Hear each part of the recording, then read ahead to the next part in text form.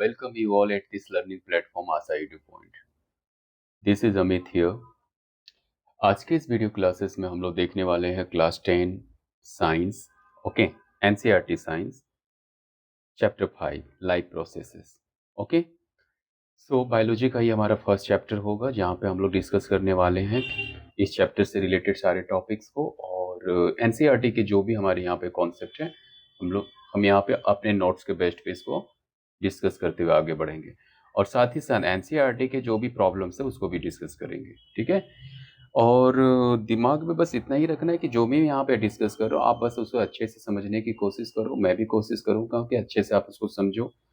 और यहाँ से जितने भी क्वेश्चंस हैं इसे बेसिकली कुछ आपके प्रॉब्लम है खास करके एनसीईआरटी में उसको भी देखेंगे, और सारे टॉपिक बहुत ही इंपॉर्टेंट है क्योंकि इस चैप्टर से बहुत ही वेटेज है बायोलॉजी का। ये थोड़ा सा चैप्टर लॉन्ग भी है तो लेकिन फिर भी हम लोग इसको अच्छे से कवर करके एक अच्छा सा सर्टन ऐसे वे में इसको समझने की कोशिश करते हैं। तो चलिए स्टार्ट करते हैं। सो स्टार्टिंग अगर हम लोग देखें तो यहाँ पर हमारा टॉप चैप्टर का नाम है लाइफ प्रोसेसेस। तो लाइफ प्रोसेसेस की जब भी बात होगा तो हम लिविंग बीइंग की बात करते हैं। तो लिविंग बीइंग के सस्टेनेबिलिटी के लिए, उसके ऐसे सर्वाइवल के लिए कौन कौन से प्रोसेस ऐसे लीड करते हैं, तो यहाँ पे ये चैप्टर हमको क्लियर करने में हेल्प करेगा। ये चैप्टर उस चीज़ को समझने में हेल्प करेंगे, ठीक है। तो वैसे भी आप लोग अगर मैं अर्लियर ऐसे क्लासेस में आप लोगों ने जो कुछ भी पढ़ा होगा लिविंग बीइंग्स के बारे में, तो उसके करेक्टरिस्टिक्स को आप लोग बहुत ही अच्छे से जानते हैं कि जितने भी लिविंग बीइंग्स हैं बेसिकली उसमें nutrition, respiration, transportation, excretions, movement, okay, as well as we can say reproduction, ये सब सारी चीज़ें किस में देखने को मिलते हैं, जितने भी हमारे लिविंग बीइंग्स हैं, ठीक है। तो उसी को हम लोग माइंडसेट रखते हुए यहाँ पे थोड़ा सा डिटेलिंग करेंगे कि एक बेसिक जो लाइफ प्रोसेस होता है सर्वाइवल के लिए किसी भी लिविंग ऑर्गेनिजम्स का कौन कौन से हैं। तो यहाँ पे हम लोग पढ़ने वाले हैं किसके बारे में, यहाँ पे हम लोग पढ़ने वाले हैं बेसिक प्रोसेसेस जो कि लाइफ को सस्टेन करने में हेल्प करता है। वो है न्यूट्रिशन, रेस्पिरेशन, ट्रांसपोर्टेशन और एक्सक्रीशन। और इसके वन बाय वन जितने भी हमारे प्रोसेसेस इसको भी हम लोग साथ में अच्छे से समझेंगे। तो चलिए शुरुआत करते हैं। बेसिकली लाइफ प्रोसेस को बोला जाता है मेंटेनेंस फंक्शन। जितने भी लिविंग ऑर्गेनिज्म सर्वाइव कर रहे हैं उसके, और जिस भी प्रोसेस से वो अपने आप को ऐसे फुलफिल कर रहे हैं, अपने आप को ऐसे पूरी तरह से अपने सस्टेनेबिलिटी को बढ़ा रहे हैं, तो ये सबको मैनेज करने का काम किसका है, लाइफ प्रोसेस का, ठीक है। उसके साथ साथ अगर मैं एक्चुअल में देखा जाए कि हमारे किसी भी लिविंग ऑर्गेनिज्म की लाइफ को सस्टेन करने के लिए अगर सबसे बेसिक जो हमारे प्रोसेस की जरूरत होती है तो कौन कौन सा है, न्यूट्रिशन है, रेस्पिरेशन है, ट्रांसपोर्टेशन, एक्सक्रीशन। बेसिकली न्यूट्रिशन हमारा रिलेट करता है किससे, वो सारे ऐसे न्यूट्रिएंट्स बेसिकली जो कि एनर्जी प्रोवाइड करते हैं हमारे बॉडीज को, ठीक है। और रेस्पिरेशंस क्या होते हैं कि जो भी न्यूट्रिएंट्स हम लोग कंज्यूम करते हैं उसको एनर्जी में कन्वर्ट कैसे किया, उसका ब्रेक डाउन कैसे होते हैं, उससे रिलेटेड है। ट्रांसपोर्टेशन से कि जो भी फूड मटेरियल्स हमारे बॉडीज में है whole over the body part में पहुंचे, तो इसको देखने का काम किसका है, ट्रांसपोर्टेशन सिस्टम का। साथ ही साथ जो भी बॉडीज में हमारे अनवांटेड एंड वेस्ट मटेरियल्स होते हैं उसको रिमूव करने का काम किसका है, एक्सक्रीटरी सिस्टम, ठीक है। तो ये सारे प्रोसेस को हम लोग बहुत ही अच्छे से पढ़ने वाले हैं, टेंशन लेने की जरूरत नहीं। हाँ, मोस्ट इंपॉर्टेंट थिंग्स जो हम लोग को यहाँ पर देखना है कि ये जो लाइफ प्रोसेस है क्या unicellular organism and multicellular organism क्या दोनों में सेम होते हैं, चीजें तो दोनों में सेम है लेकिन तरीके बदल जाते हैं। दैट मीन्स कि method of the process totally different. क्यों, क्योंकि जो सिंगल सेल ऑर्गेनिज्म होते हैं उसमें अगर हमने बात करें लाइफ प्रोसेस की, तो वहाँ पे क्या होता है उसके बॉडी डिजाइन एंड कम्प्लेक्सिटी के बेसिस पे क्या होते हैं, उसमें प्रोसेस के जो टेक्निक है अलग हो जाते हैं। जैसे कि सिंगल सेल ऑर्गेनिज्म होते हैं उसके बॉडी बहुत ही सिंपल स्ट्रक्चर्स के होते हैं, और जितने भी ऑर्गन्स है, सॉरी, जितने भी उसके बॉडी पार्ट है वो डायरेक्टली किसके कांटेक्ट में रहते हैं, एटमॉस्फेयर में। सो यहाँ पे क्या होता है, एक सिंपल डिफ्यूजन प्रोसेस की हेल्प से क्या हो जाता है, उसके बॉडी में सारे प्रोसेस हो जाते हैं। चाहे हैंडल्स फूड की बात करें, गैस एक्सचेंज की बात करें, वेस्ट रिमूवल की बात करें, तो सिंपल बॉडी वाले जितने भी हमारे सिंगल सेल ऑर्गेनिज्म है उसमें क्या होता है, इजिली ये चीजें हो जाती है विदाउट एनी स्पेसिफिक ऑर्गन। यहाँ पे स्पेसिफिक ऑर्गन की रिक्वायरमेंट नहीं होती है क्योंकि इसका बॉडी सिंपल है। लेकिन जैसे ही मैं बात करूं मल्टी सेलुलर, तो मल्टी सेलुलर में एक सिंपल सी बात है, यहाँ पे जो भी बॉडी होंगे वो क्या होगा, बहुत सारे सेल से मिलकर बनते हैं। डेट मीन्स यहाँ पे एक कम्प्लेक्स बॉडी लीड हो रहा होता है, जिसमें अगर हम लोग बात करें लाइफ प्रोसेस के लिए प्रोसेसेस को, तो यहाँ पे क्या होता है कि यहाँ पे जितने इसके बॉडी पार्ट है वो पूरा का पूरा है सिर्फ टोटली इन्वायरमेंट के कांटेक्ट में नहीं रहता है, जिसके कारण क्या होता है, इट इज सीन दैट कि बाहर वाला बॉडी तो है ऐसे पूरी तरह से एटमॉस्फेयर के है या इन्वायरमेंट के कांटेक्ट में तो है, लेकिन जो इनसाइड में जो स्पेसिफिक ऑर्गन्स है उसका कांटेक्ट किसके साथ नहीं होता है, इन्वायरमेंट के साथ नहीं होता है। तो यहाँ पे क्या होता है, बेसिकली जितने भी कॉम्प्लेक्स बॉडी होते हैं वहाँ पे डिफ्यूजन जो है बहुत ही स्लो होता है और insufficient to meet the needs of all cells in large and complex body. मतलब कि यहाँ पे जो डिफ्यूजन्स होते इतना स्लो होता है कि उससे होने वाले जितने भी चीज़ें हैं, जो भी प्रोसेस है, उसके लिए ये सही सूटेबल नहीं होता है। इसीलिए हमारे मल्टी सेलुलर्स में क्या होते हैं, स्पेशलाइज्ड ऐसे ऑर्गन्स होते हैं। जो भी प्रोसेस है, चाहे हमारी बात करते हैं रेस्पिरेशन, तो रेस्पिरेशन के लिए लंग्स हैं। हम लोग बात करते हैं हार्ट के लिए, सर्कुलेशंस की बात करते हैं, ब्लड सर्कुलेशन, तो उसके लिए हार्ट की बात होती है। फिल्ट्रेशंस के लिए बात करूँ तो वहाँ पे हमारे ऐसे क्या है, किडनी की बात होती है। मतलब कि जो भी फंक्शंस हमारे जितने भी मल्टी सेलुलर बॉडीज हैं, अगर उसमें होना है तो सारे फंक्शंस को परफॉर्म करने के लिए क्या है, अलग अलग ऑर्गन है। इसलिए अगर हम दोनों को कंपेयर करें, single cell organism and multi cellular ऐसे organism, then on the basis of their has a body structure and body has a complexity, diffusion तो फर्स्ट प्रायोरिटी हो जाता है, जहां से क्या होता है, दोनों में अलग अलग तरीके से होते हैं। साथ ही साथ एक में स्पेशल ऑर्गन होते हैं खास करके, और एक में स्पेशल ऑर्गन नहीं होते, किसमें, यूनिसेलुलर में। तो इस तरह से क्या होता है कि दोनों में जो लाइफ प्रोसेस के जो टेक्निक है, मेथड से बहुत ही एकदम वैरी कर जाता है। ठीक है, तो बेसिकली यहाँ पे एक टर्म आया डिफ्यूजन, जो कि पहले भी आप लोगों ने पढ़ा है कि डिफ्यूजन एक ऐसा प्रोसेस है जहाँ पे कोई भी सब्सटेंस क्या करता है, मूव करता है। कहाँ से, हायर कंसंट्रेशन पार्ट से किधर की ओर जाता है, लोअर कंसंट्रेशन पार्ट की ओर। जैसे कि मैंने बात किया यूनिसेलुलर में, एग्जांपल है से किसी भी हम ले देते हैं अमीबा। अमीबा क्या है, यूनिसेलुलर है। उसमें जो भी लाइफ प्रोसेस होंगे सिंपल डिफ्यूजन से होंगे। होता क्या है कि उसका पूरा बॉडी किसके कांटेक्ट में है, एनवायरनमेंट के कांटेक्ट में है। तो बॉडी का इनसाइड का जो हाइयर कंसंट्रेशन होते हैं सब्सटेंस का, वो क्या करता है, इजिली मूव कर जाता है lower concentration of the environment. तो इसके बेसिस पे क्या होता है, वहाँ पे सारे प्रोसेस डन हो जाते हैं, जबकि कम्प्लेक्स बॉडीज में ऐसा नहीं होता है। ठीक है, तो इसी चीज को एक नोट पॉइंट में दिया गया, आप लोग ऐसे आप अच्छे से इसको देख सकते हो। एनसीईआरटी में भी आपके कुछ कुछ क्वेश्चन है जो आप यहाँ पर देखो, उसके आंसर भी इसी के बेस्ड पे है। ठीक है, तो ये सारे क्वेश्चंस का यहाँ पे आंसर ऐसे किया हुआ है। बेसिकली एक थर्ड क्वेश्चन भी देखना बहुत जरूरी है कि what are the outside raw material use for an organism. कोई भी ऑर्गेनिज्म है, हमारा रॉ मटेरियल कौन कौन सा है जो इन्वायरमेंट से यूज किया जाता है, तो यहाँ पर देख सकते हैं फूड है, ऑक्सीजन है, वाटर है, कार्बन डाइऑक्साइड एंड सनलाइट। मतलब एनिमल्स एंड प्लांट को लेकर अगर मैं बात करूँ तो ये सब हमारे रॉ मटेरियल है जो इन्वायरमेंट से डायरेक्टली यूज किए जाते हैं। ठीक है, उसके बाद मैं बात करता हूँ next one. Okay, next is here, what processes would you consider essential for the maintaining life. तो बेसिकली जितनी भी हमारे एसेंशियल प्रोसेसेस हैं खास करके हमारे मेंटेनिंग लाइफ के लिए, क्या क्या है, न्यूट्रिशन, रेस्पिरेशन, ट्रांसपोर्टेशन, एक्सक्रीशन, ये सब हमारे बहुत ही इंपॉर्टेंट हो जाते हैं। किस लिए, एक सिंपल वे में लाइफ को सस्टेन करने के लिए। ठीक है, तो ये सब क्वेश्चंस को आप लोग इस बार रिकॉल कर लेना, बहुत ही इंपॉर्टेंट है। ठीक है, उसके बाद हमारा स्टार्ट होता है न्यूट्रिशन। बेसिकली न्यूट्रिशन एक ऐसा प्रोसेस है जहाँ पे कोई भी ऑर्गेनिज्म क्या करते हैं, फूड को इंटेक करते हैं और उसका यूटिलाइज करते हैं। ठीक है, फिर बात आता है कि न्यूट्रिशन हमारे क्यों इंपॉर्टेंट हो जाता है, क्योंकि ये हमको एनर्जी प्रोवाइड करते हैं, ग्रोथ एंड डेवलपमेंट में मैनेज ये करता है, डैमेज टिश्यूज को रिकवर करता है, बॉडीज फंक्शंस को भी परफॉर्म करवाता है। तो इसलिए क्या होता है, न्यूट्रिशन बहुत इंपॉर्टेंट है। साथ ही साथ न्यूट्रिएंट्स को भी थोड़ा सा देख लेते हैं। न्यूट्रिएंट्स होता क्या है बच्चे, न्यूट्रिएंट्स की हम लोग जो भी फूड ऐसे मतलब कंज्यूम करते हैं वहां से हम लोग को क्या मिलते हैं, न्यूट्रिएंट्स मिलते हैं। न्यूट्रिएंट्स का काम है कि न्यूट्रिशंस में ये हेल्प करता है। ठीक है, डेट मीन्स की न्यूट्रिएंट्स ही है जहाँ से हमको एनर्जी मिलते हैं। तो न्यूट्रिएंट्स की भी दो कैटेगरीज है, क्या क्या है, macro nutrients and micro nutrients. Macro में क्या क्या आता है, कार्बोहाइड्रेट, प्रोटीन्स, फैट्स, जिसको मेन न्यूट्रिएंट्स बोला जाता है। माइक्रो न्यूट्रिएंट्स क्या है, मिनरल्स, विटामिन, जिसको हम लोग स्मॉल अमाउंट में लेते हैं, इसको क्या बोलते हैं, माइक्रो न्यूट्रिएंट्स। सो बेसिकली इसी न्यूट्रिएंट्स के बेसिस पे किसी भी लिविंग ऑर्गेनिज्म में क्या होते हैं कि जो भी रिक्वायर्ड एनर्जी होते हैं यहाँ से एब्जॉर्ब किया जाता है, उसके साथ साथ इससे यूटिलाइज किया जाता है। अब बात आता है मोड ऑफ न्यूट्रिशन, जो बहुत इंपॉर्टेंट हो जाए, जिसको बोलते हैं टाइप्स ऑफ न्यूट्रिशन। तो ऑटोट्रॉपिक एंड हेटेरोट्रॉपिक दोनों पढ़ना है। तो ऑटोट्रॉपिक में नेम से ही पता चल रहा है, हम लोग पहले भी पढ़ चुके हैं कि those organism who make their own food, ठीक है, वैसे अग्नि जो अपना खाना खुद बनाते हैं, जिसमें हम लोग किसको कॉमन रखे हैं, प्लांट को रखे हैं, ग्रीन प्लांट को, कुछ ऐसे हमारे एल्गी है उसको रखे हैं, और कुछ ऐसे सर्टेन बैक्टीरिया जिसको बोलते हैं साइनोबैक्टीरिया।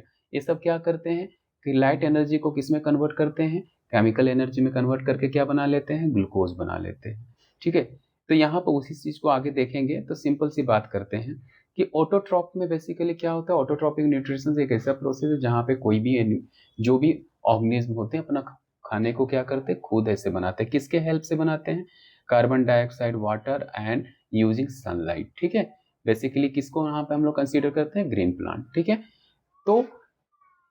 तो यहाँ पे जो ऑटोट्रॉपिक न्यूट्रिशन का जो बात होता है, तो यहाँ पे फोटोसिंथेसिस एक ऐसा मेन है से मतलब यहाँ मैकेनिज्म है जिसको क्या किया जाता है, प्रोसेस करके इसको फुलफिल करके इस प्रोसेस को फॉलो करके यहाँ पे क्या करते हैं, ग्रीन प्लांट अपना खाना बनाते हैं। ठीक है, इसीलिए बोला गया कि जितने भी हमारा ऑटोट्रॉपिक न्यूट्रिशन है, यहाँ पे फोटोसिंथेसिस क्या है, मेन कोर मैकेनिज्म है। ठीक है, मेन मैकेनिज्म है जिसके बेसिस पे उन लोग क्या करते हैं कि कार्बन डाइऑक्साइड एंड वाटर का यूटिलाइज करके और सनलाइट का यूटिलाइज करके क्या करते हैं, ये ग्लूकोज बनाते हैं और साथ ही साथ ऑक्सीजन भी रिलीज करते हैं। ठीक है, बेसिकली क्या होता है कि जो भी हमारे ग्रीन प्लांट होते हैं उसमें हमारा क्या होता है, उसकी लीफ में होते हैं क्लोरोफिल। तो क्लोरोफिल का मेन काम क्या है, लाइट को एब्जॉर्ब करना। लाइट को जैसे ही उन्होंने क्या करता है, एब्जॉर्ब किया, तो उसका कन्वर्जन स्टार्ट होता है किसमें, लाइट एनर्जी का कन्वर्जन स्टार्ट होता है केमिकल एनर्जी में। ठीक है, तो केमिकल एनर्जी में जैसे ही स्टार्ट होता है, उसके बाद यहाँ पे क्या होता है कि जो हमारे CO2 है, वाटर है, उसका भी क्या होता है, प्रोसेस होना, फर्दर प्रोसेस होना स्टार्ट होता है। इसलिए नोट पॉइंट में लिखा हुआ है कि the source of oxygen release during this process by the splitting water molecule into hydrogen and oxygen. तो यहाँ पर इस प्रोसेस में क्या होता है, ऑक्सीजन रिलीज होते हैं। इस ऑक्सीजन का बेसिकली यहाँ रिलीज होने का मेन मोटिव क्या है कि जो हमारा वाटर मॉलिक्यूल है उसका ब्रेक डाउन होता है इस प्रोसेस में। अब बात आता है कि फोटोसिंथेसिस में मेन इवेंट क्या होते हैं जो देखने को मिलते हैं। तो फर्स्ट इवेंट ये है कि यहाँ पर पहला क्या होता है, क्लोरोफिल के प्रेजेंस में लाइट का एब्जॉर्प्शन होते हैं, डेट मीन्स की लाइट एनर्जी यहाँ पे ट्रैप होते हैं। सेकेंड इवेंट है कि लाइट का कन्वर्जन, सॉरी एनर्जी का कन्वर्जन होता है और फोटोलाइसिस भी होता है। डेट मीन्स लाइट एनर्जी किस में कन्वर्ट होता है, केमिकल एनर्जी में, और वाटर मॉलिक्यूल किस में कन्वर्ट होते हैं, हाइड्रोजन एंड ऑक्सीजन। ठीक है, उसके साथ साथ लास्ट हमारा देख सकते हैं थर्ड वन क्या है, reduction of CO2। That means कि कार्बन डाइऑक्साइड यहाँ पर रिड्यूस होकर क्या बना लेता है, कार्बोहाइड्रेट, जिसको बोलते हैं ग्लूकोज। ठीक है, तो ये सब मैकेनिज्म मेन इवेंट है जो कि यहाँ पर देखने को मिलता है फोटोसिंथेसिस में।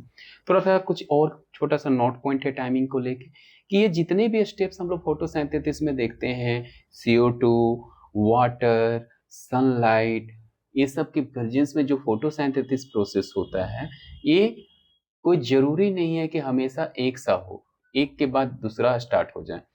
तो इसी का मेन कॉन्सेप्ट समझना है कि this step do not always happen immediately after one another. For example, desert plant take up the CO2 at night and store it as a intermediate compound to be processed by chlorophyll during the day. That means कि कुछ ऐसे भी plant है, खास करके desert plant, वो क्या करते हैं कि दिन रात के टाइम में CO2 को स्टोर कर लेते हैं, फिर इसका process further mode next day होता है। ठीक है, तो यही चीज बोला गया कि अभी अभी हम लोग ने जो भी स्टेप्स देखा फोटोसिंथेसिस के, ऐसा नहीं है कि ये सब पहले है से CO2 आ जाए या पहले वाटर आ जाए फिर CO2 आएगा फिर सन आएगा तब जाके होगा, ऐसा कोई जरूरत नहीं है, क्योंकि ऐसा हर जगह पॉसिबल नहीं होता है। तो डेजर्ट प्लांट हमारा बेस्ट एग्जांपल है।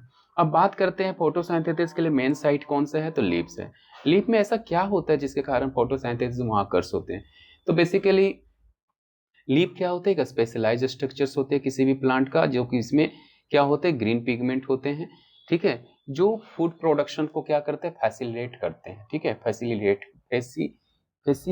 करते हैं। ठीक है, क्यों, क्योंकि लीफ के पास होता है क्लोरोप्लास्ट, क्लोरोप्लास्ट में हमारा होता है क्लोरोफिल। ठीक है, क्लोरोफिल का काम क्या है, लाइट को एब्जॉर्ब करना। ठीक है, इसी तरह से इसमें होता है स्टोमाटा, जो कि क्या करता है, गैस को एक्सचेंज करता है, किसको, O2 एंड CO2। ओके, ये दोनों गैसेस को एक्सचेंज करता है। साथ ही साथ इसमें होता है गार्ड सेल, जिसका काम क्या है, स्टोमाटा के जो टाइनी पोर्स होते हैं, छोटे छोटे पोर्स रहते हैं, उसे ओपनिंग एंड क्लोजिंग को ये कंट्रोल करता है। कौन, स्टोमाटा में जो उसके टाइनी पोर्स है वो कब ओपन होगा कब क्लोज होगा, इसको कौन देखता है, गार्ड सेल। ठीक है, क्यों, तो इसके बारे में देखते हैं। तो गार्ड सेल एक्चुअली क्या है, a pair of the specialized cell that regulate the opening and closing of the stomatal pore, they swell when water flows in, ये क्या होते हैं, ये फूल जाते हैं कब, जिसमें पानी बहते हैं, ठीक है। ओपनिंग द पोर्स, और क्या होता है जैसे ही स्वेल अप करते हैं फिर क्या होता है, वो पोर ओपन हो जाता है। And shrink to close it, और जब क्या होता है कि जब बंद होना रहता है तो ये श्रिंक हो जाता है। क्यों? क्योंकि जब भी पानी को रोकने की जरूरत पड़ता है तो ये श्रिंक हो जाता है। डेट मीन्स कि यहाँ पे ओपनिंग एंड क्लोजिंग को बहुत ही अच्छे तरीके से मेंटेन कौन करता है, गार्ड सेल, ठीक है। तो लीव्स में ये चीजें हो गई। साथ ही साथ यहाँ से बात होता है स्टोरेज की। फूड प्रिपरेशन जब हमारे किसी लीफ में होता है तो उसका यूटिलाइजेशन के बाद जो भी एक्स्ट्रा फूड बचता है प्लांट में, वो क्या होता है, वो कार्बोहाइड्रेट स्टोर होता है एज स्टार्च। कहाँ कहाँ पे होते हैं, स्टेम में भी होते हैं, लीफ में भी होते हैं, रूट में भी होते हैं, ठीक है। लेकिन वही अगर कार्बोहाइड्रेट का स्टोरेज की बात करूं ह्यूमन बींग्स में तो कहाँ किसके फॉर्म में होता है, ग्लाइकोजन। किसके फॉर्म में होता है, ग्लाइकोजन, ठीक है। तो ये हमारा बेसिक सा कंडीशन है किसके लिए, कि फूड प्रिपरेशन साइट कौन, लीफ को लेके, ठीक है। अगर फोटोसिंथेसिस अगर हो रहा है बच्चे, तो बेसिकली कौन कौन से रॉ मटेरियल्स है जिसकी रिक्वायरमेंट होती है, तो वहां पे काम आता है हमारा वाटर, कार्बन डाइऑक्साइड और मिनरल्स, ठीक है। तो इसके हेल्प से क्या होते हैं, फोटोसिंथेसिस का प्रोसेस बहुत ही अच्छे से परफॉर्म हो पाता है, ठीक है। तो ये हुआ बेसिक कॉन्सेप्ट। यहाँ से क्वेश्चन भी बनते हैं, ठीक है, थोड़ा सा देख लेते हैं। उसके बाद क्वेश्चन क्या है, आपको केस बेस्ड स्टडी जैसा क्वेश्चन दे दिया जाएगा। पहला क्वेश्चन है यहाँ पे कि what is the role of the chlorophyll. अभी अभी हम लोग ने इसको देखा। Describe the process of photosynthesis and its 3 main steps, ठीक है। कि फोटोसिंथेसिस जब होते हैं तो इसमें क्या क्या चीजें ऐसे एकदम इन्वॉल्व हो। पहले तो ये बताना है कि फोटोसिंथेसिस होता क्या है। तो फोटोसिंथेसिस क्या होता है, it is a process for क्या, food production of the plant by their self, ठीक है। फोटोसिंथेसिस में मेन स्टेप्स क्या होते हैं यहाँ पे, उसके बारे में बताना है, जिसको अभी अभी हम लोग ने देखा। क्या क्या देखा, कि यहाँ पर लाइट एब्जॉर्प्शन होते हैं, एनर्जी कन्वर्जन होते हैं, फोटोलाइसिस होते हैं और रिडक्शन ऑफ CO2। तो ये सारे स्टेप्स को लिखना है। उसके बाद बात आता है why did the plant keep in darkness not so the positive starters. हाँ, इस केस बेस्ड स्टडी वाले क्वेश्चंस में ये जो पैराग्राफ में मेंशन किया है कि प्लांट को अगर हम लोग ऐसे लाइट के absenteeism में अगर रखते हैं तो वहां पे स्टार्च टेस्ट अगर करें तो वहां पे स्टार्च शो नहीं होता है। इसके पीछे का रीजन क्या है, तो बेसिकली जब लाइट के absenteeism में प्लांट होते हैं तो क्या करते हैं, वो अपना कुकिंग फुलफिल नहीं कर पाते हैं। तो उस बेसिस पे जो भी उसके स्टोर्ड फूड होते हैं जो स्टार्च, उसको ही क्या करते हैं, खत्म कर देते हैं। जिस कारण से वहां पे क्या है, स्टार्च का एबिलिटीज नहीं दिख पाता है, ठीक है। उसी तरह से लास्ट है explain the stomata are essential for photosynthesis, ये भी इंपॉर्टेंट है। तो ये सब सारे जो है यहाँ से मेन मेन क्वेश्चन देखने को हम लोग को मिल सकते हैं। आगे आता है बच्चे हेट्रोट्रॉपिक न्यूट्रिशन। बेसिकली इसमें हम लोग सब जानते हैं कि यहाँ पे जो भी ऑर्गेनिज्म होते हैं अपना खाना खुद नहीं बनाते, they didn't cook their own food and they don't cook their food, they depends for nutrition on others animals and plant. Basically all organism depends on plant and animals for their nutrition sources, ठीक है। अब types of heterotrophic nutrition की बात करूं तो first one is the holozoic. Holozoic that means कि those organism who directly engulf the food and furthermore their digestion start. वैसे organism जो पहले क्या करते हैं, फूड को इनगल्प कर लेते हैं, खा लेते हैं, उसके बाद उसका फर्दर मोर क्या होता है, डाइजेशन स्टार्ट होता है, वो भी क्या, स्टेप बाय स्टेप। तो बेसिकली इसमें एग्जांपल हम ही लोग हैं, ह्यूमन्स है, एनिमल्स है, अमीबा है, ठीक है। तो ये सब क्या है, होलोजोइक। उसके बाद फिर बात करते हैं सेप्रोफाइटिक। तो सेप्रोफाइटिक्स में क्या होता है कि बेसिकली जो भी हमारे ऑर्गेनिज्म होते हैं वो डेड एंड डिकेइंग मटेरियल से क्या करते हैं, अपने न्यूट्रिएंट्स ले लेते हैं।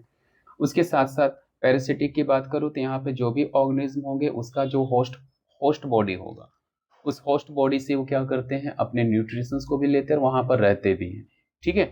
जिसमें एग्जाम्पल किसका आता है, प्लांट का पैरासाइट किसको बोलते हैं, कैस्केटा, टैपवॉर्म, लीच, ये सब क्या करते हैं कि जिस बॉडी पे अटैच होते हैं उसी बॉडी से अपना न्यूट्रिशंस लेते हैं, ठीक है।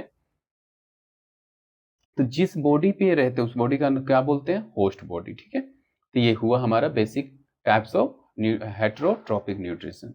अब बात करते हैं न्यूट्रिशन इन यूनिसेलुलर। तो न्यूट्रिशन इन यूनिसेलुलर की बात करें तो अमीबा के बारे में डिस्कशन करना बहुत इंपॉर्टेंट हो जाता है, जहाँ पे अमीबा क्या करते हैं, अमीबा यूनिसेलुलर ऑर्गेनिज्म होने के साथ साथ ये क्या करता है, होलोजोइक मोड ऑफ न्यूट्रिशन को फुलफिल करता है। इसमें बेसिकली क्या करते हैं, अमीबा बेसिकली अपने फूड के लिए, न्यूट्रिशन के लिए किस पे डिपेंड रहते हैं, जितने भी माइक्रोस्कोपिक प्लांट्स हैं जिसको हम लोग देख नहीं सकते, साथ ही छोटे छोटे प्लांट होते हैं और कुछ एनिमल्स होते हो जो इसके इन्वायरमेंट में पाए जाते हैं, उस पर ये डिपेंड रहता है। तो बात करते हैं न्यूट्रिशन प्रोसेस इन अमीबा। तो basically the process by which amoeba obtains its food is called क्या है, फैगोसाइटोसिस। क्या बोलते हैं इसको, फैगोसाइटोसिस। ठीक है, अब इस फैगोसाइटोसिस में क्या क्या स्टेप्स इन्वॉल्व होता है। फर्स्ट होता है इंगेशन। इंगेशन में क्या होता है कि amoeba encircle a food particle by forming temporary finger like extensions called pseudopodia. क्या करते हैं अमीबा, क्या करता है कि जो भी फूड पार्टिकल इसके कांटेक्ट में आता है उसको टेम्पोररी फिंगर बनाता है अपने बॉडी को, उसको क्या बोलते हैं, जो फॉल्स फिंगर जिसको बोलते हैं उसको बोलते हैं साइडोपोडिया। और जैसे ही साइडोपोडियल ऐसे इसको टच करता है तो ये फिर क्या कर देता है, उसको अपने मेम्ब्रेन में उसको डिसॉल्व कर लेता है। डिसॉल्व होने के बाद क्या होता है, इसको ट्रैप अच्छे से करके इसको वैसे एक बैग लाइक स्ट्रक्चर में भेज दिया जाता है जिसको बोलते हैं फूड वैक्यूल। फूड वैक्यूल्स में क्या होता है, डाइजेस्टिव एंजाइम्स। तो फर्दर मोर क्या होता है, डाइजेशन स्टार्ट होता है। डाइजेशन स्टार्ट होने में मतलब कम्प्लेक्स बॉडी का ऐसे कन्वर्जेंस होते हैं किसमें, सिंपलर सब्सटेंस, मतलब कि complex substance convert into simple substance. उसके बाद जैसे ही उसका ब्रेक डाउन हुआ वहां से एब्जॉर्प्शन, मतलब जितने भी न्यूट्रिएंट्स है उसको क्या कर लिया जाता है, पूरी तरह से एब्जॉर्ब कर लिया जाता है। एंड फाइनली उसके बाद क्या होता है कि एक्सिमिलेशन जो है प्रोसेस है उसके हेल्प से क्या होता है, जो भी न्यूट्रिएंट्स वहाँ एब्जॉर्ब किया गया उसको वहाँ से डायरेक्टली खींच लिया जाता है। डेट मीन्स की मिक्स कर दिया जाता है और यूटिलाइज कर लिया जाता है by the whole bodies. And in last जितने भी अनडाइजेस्टेड फूड फिर बच जाते हैं उसको क्या कर दिया जाता है, पूरे बॉडी से रिमूव कर लिया जाता है with the help of what, with the help of igation process, with the help of igation process। ठीक है, तो these are the 5 step involved for phagocytosis। ठीक है, next you we can see here, ये कुछ हमारा स्ट्रक्चर अमीबा का, कैसे किस तरह से फूड को ट्रैप करके कैसे कैसे वो आगे फिर फर्दर मोर प्रोसेस करता है, आप इसको देख सकते हैं। अब हम लोग आगे बढ़ते हैं, न्यूट्रिशन इन पैरामीशियम। ये भी हमारा ऐसे क्या है, एक यूनिसेलुलर ऑर्गेनिज्म है, लेकिन यहाँ पे इसके बॉडी का जो शेप होता है किसके जैसा होता है, स्लिपरी सेप्ट ऑर्गेनिज्म के स्लिपरी सेप्ट होते हैं, मतलब कि जस्ट लाइक स्लीपर। इतना ही नहीं, ये भी हॉलोजोइक मोड ऑफ न्यूट्रिशन से फुलफिल करते हैं अपने न्यूट्रिशन को। एंड इसमें लेकिन एक चीज ऐसे मतलब स्पेशलाइज हो जाता है, चलिए देखते हैं। ठीक है, paramecium has the much more specialized structure for feeding. ये इंपॉर्टेंट लाइन है कि पैरामीशियम के पास क्या होता है, बहुत ही ज्यादा ही यहाँ पे क्या होता है, स्पेशलाइज्ड स्ट्रक्चर होते हैं उसके फीडिंग के लिए। तो यहाँ भी स्टेप्स देखते हैं इसके न्यूट्रिशन के लिए। तो फर्स्ट क्या है, इंगेशन। इंगेशन में क्या होता है, मूवमेंट ऑफ फूड। तो पैरामीशियम बेसिकली क्या करता है, ये paramecium has the definite shape and fix intact point. इसके पास अपना फिक्स इंटैक्ट पॉइंट होता है कि कहाँ से इसको किसी भी फूड को कैसे इनगल्प करना है। सो उसी को क्या बोलता है, इंटैक्ट पॉइंट को हम लोग जैसे के लिए क्या कहते हैं, ऑरल ग्रो भी बोलते हैं, स्पेसिफिक स्पोर्ट भी बोलते हैं। Its entire body surface is cover with the thousand of tiny hair like structure called cilia. और इसके बॉडी के साइड साइड में क्या होता है, पूरे बॉडी पे हेयर लाइक स्ट्रक्चर होते हैं जिसको क्या बोलते हैं, सीलिया बोलते हैं। अब this cilia moves in the coordinating rhythmic waves to sweep water containing the food particle towards the specialized intake spot। Simple सी बात है, ये सीलिया का मेन काम है कि जो भी फूड पार्टिकल है उसको सरकाते हुए इसको खिसकाते हुए कहाँ पहुंचाना, जो मेन इंटेक पॉइंट है वहां तक पहुंचाना। उसके हेल्प से क्या हो जाता है, ये पहुंच जाता है फूड व्हीकल्स। ठीक है, तो ये कहाँ पहुंच जाते हैं, फूड व्हीकल्स नहीं, ये बोर्ड पूरी तरह से सेल मेम्ब्रेन के इनसाइड में पहुंच जाता है। तो वही बोला गया है कि नेक्स्ट स्टेप है food vacuole formation. Once the food particle reaches the specific intake spot it is taken inside the cell membrane. A food vacuole is just formed around the particle। जो पार्टिकल उसके body में entry किया उसके around में क्या होता है, food vacuole बनना स्टार्ट होता है, which then the begins the circulate through the cytoplasm. उसको क्या करता है, पूरी तरह से साइटोप्लाज्म से घेर लेता है। उसके बाद स्टार्ट होता है फूड वैक्यूल में डाइजेशन। डाइजेशन में सेम एज दी वैसे अमीबा में क्या होता है, ब्रेक डाउन स्टार्ट होता है। इसके बाद क्या होता है, जैसे ब्रेक डाउन होता है न्यूट्रिशन एब्जॉर्ब करके उसको क्या कर लिया जाता है, यूटिलाइज कर दिया जाता है, दैट मीन्स की एसिमिलेट कर लिया जाता है।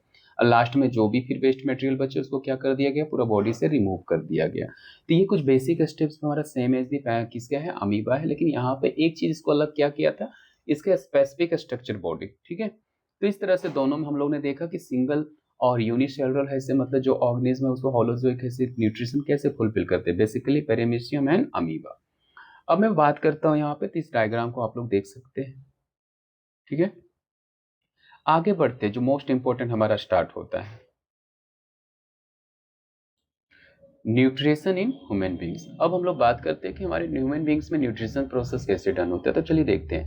The human digestive process takes place in the alimentary canal, a long tube extending from the mouth to anus with the various specialized regions। तो बेसिकली हमारे ह्यूमन बींग्स में अगर हम लोग न्यूट्रिशन की बात करें तो ये हमारे कहाँ से स्टार्ट होता है बेसिकली, ये हमारे एलिमेंट्री कैनाल में होता है, जहाँ पे क्या होता है इस एलिमेंट्री कैनाल एक ट्यूब, लॉन्ग ट्यूब हमारा स्ट्रक्चर्स होते हैं जिसका कनेक्शन कहाँ से कहाँ तक होता है, mouth to ending point of the anus, जिसमें क्या होता है स्पेशल स्पेशल ऐसे यहाँ पे रीजन्स होते हैं जहाँ पे सारे फूड का प्रोसेस होता है। चलिए फर्स्ट हम लोग देखते हैं दी माउथ। न्यूट्रिशन जो स्टार्ट होता है हमारे माउथ से स्टार्ट होता है जिसको बोलते हैं buccal cavity. Basically digestion begin with the both mechanical and chemical processes. तो माउथ में क्या होता है कि डाइजेशन हमारा स्टार्ट हो जाता है। यहाँ पे दो तरीके से क्या होता है प्रोसेस ऐसे देखने को मिलता है, एक है मैकेनिकल प्रोसेस और एक है हमारा केमिकल प्रोसेस। मैकेनिकल प्रोसेस में बेसिकली क्या होता है कि जो भी फूड हम लोग ऐसे कंज्यूम करते हैं, जो लेते हैं उसको ब्रेक डाउन करके छोटे पार्टिकल्स में उसको कन्वर्ट करते हैं। उसके बाद उसमें मिक्स होता है सलाइवा। सलाइवा का मेन काम है जो कि कहाँ से रिलीज होता है, सलाइवरी ग्लैंड से। ये जो भी फूड है उसको क्या करता है सॉफ्ट बनाता है, ताकि वो हमारे जो एलिमेंट जो कैनाल है उसकी सरफेस से ये अच्छे से क्या कर सकते हैं वो पास हो जाए। उसके बाद केमिकल प्रोसेस डाइजेशन भी यहाँ स्टार्ट होता है। क्या होता है इस समय कि the enzyme salivary amylase breaks down complex starch into simpler sugar. तो सिंपल सी बात है कि ये जो हमारा सलाइवा है यहाँ से क्या होता है सलाइवरी एमाइलेज का काम स्टार्ट होता है, जो क्या करता है कि जो भी हमारे फूड में कॉम्प्लेक्स स्टार्च होते हैं उसको किस में कन्वर्ट करता है, ये सिंपल शुगर।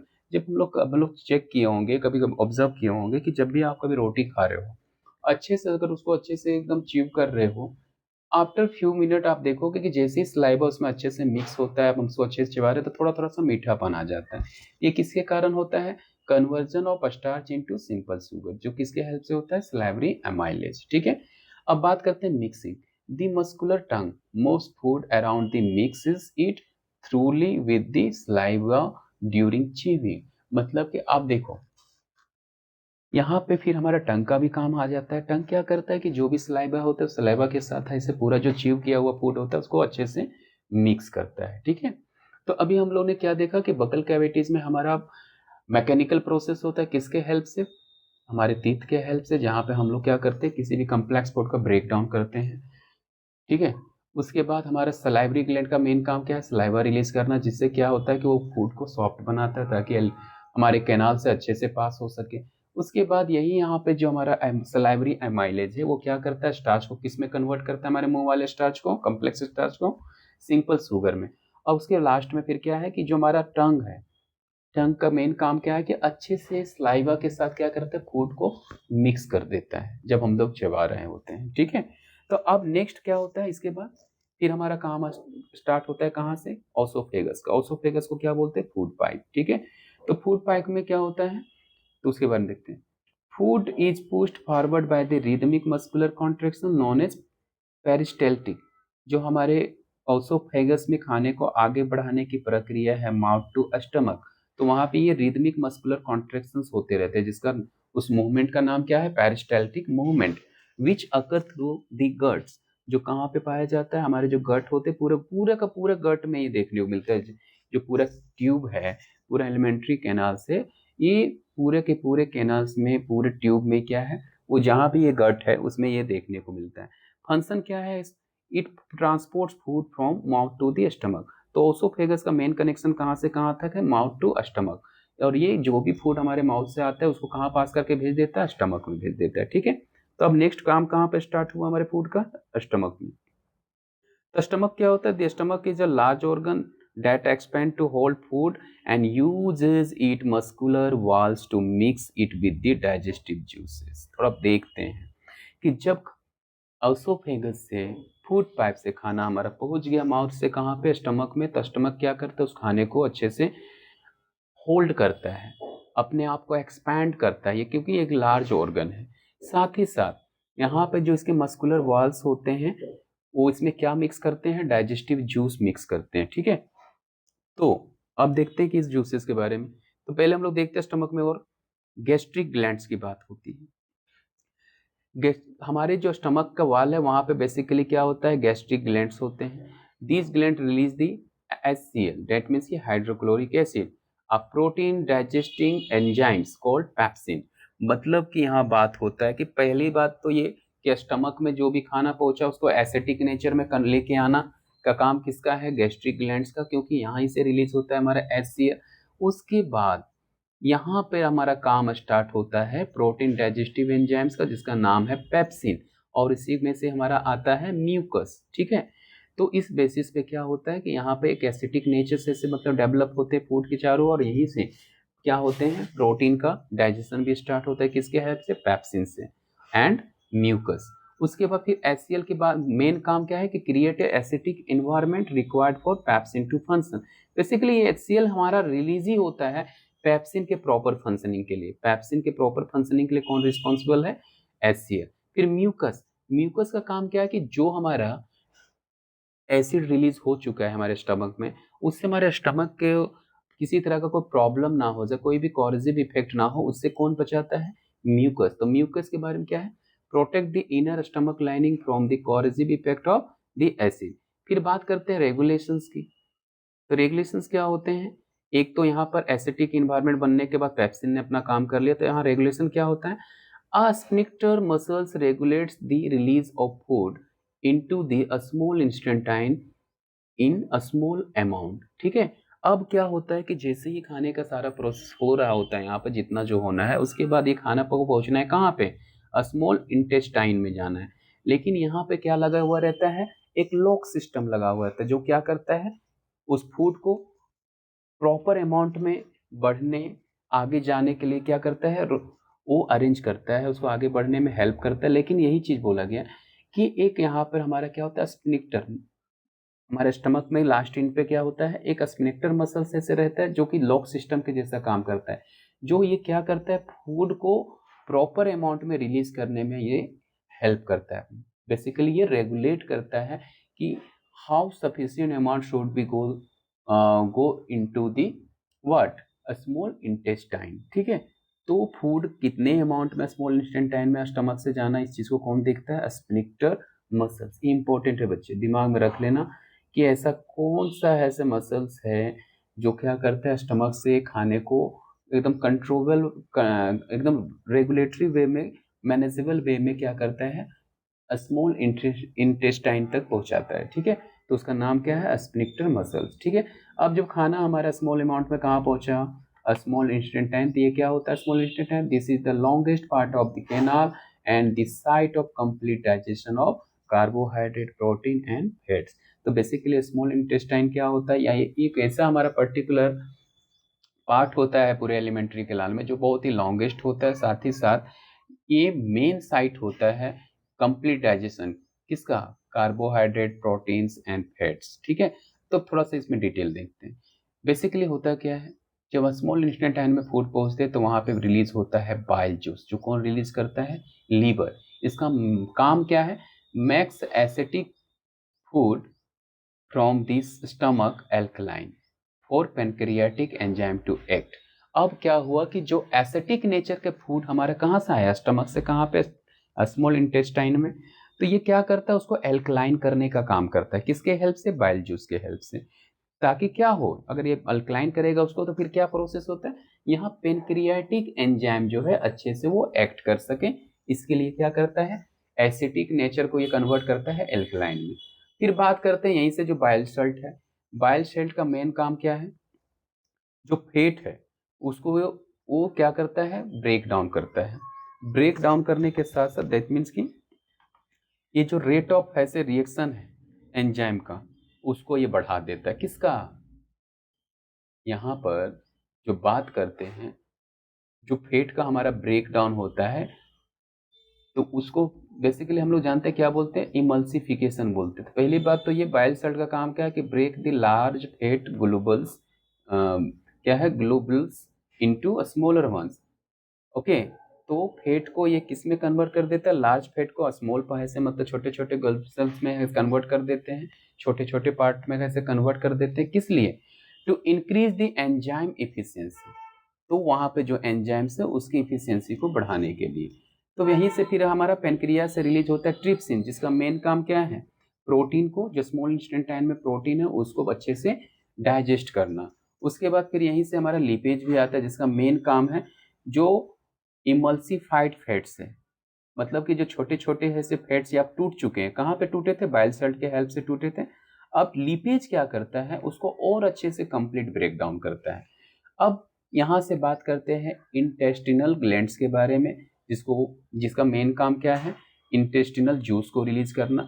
अब फाइनली यहाँ पे क्या होता है कि ये जो एंजाइम्स हैं, इंटेस्टिनल जो एंजाइम्स है, ये क्या करते हैं, ये जो प्रोटीन है, प्रोटीन को किस में कन्वर्ट करता है, एमिनो एसिड में, और कार्बोहाइड्रेट को ग्लूकोज में कन्वर्ट करता है, और फैट को फैटी एसिड में एंड ग्लिसरॉल में कन्वर्ट करता है। इसीलिए यहाँ पर बोला गया कि जो हमारा स्मॉल इंटेस्टाइन है, ये बेसिकली कंप्लीट डाइजेशन के लिए जाना जाता है। एक नोट पॉइंट है कि जो लीवर सेक्रेट करता है बाइल जूस, वो कहाँ पे स्टोर होता है, गोल ब्लैडर में। ठीक है, आप ऐसे अच्छे से इस सारे पॉइंट को अच्छे से ध्यान में रखना, क्योंकि यहाँ से क्वेश्चंस बहुत आते हैं। आप देख सकते हो इस वाले डायग्राम को, यहाँ पे सारी चीज 1 बाय 1 करके मेंशन किया हुआ है, ये आप लोग को अच्छे से समझना भी है।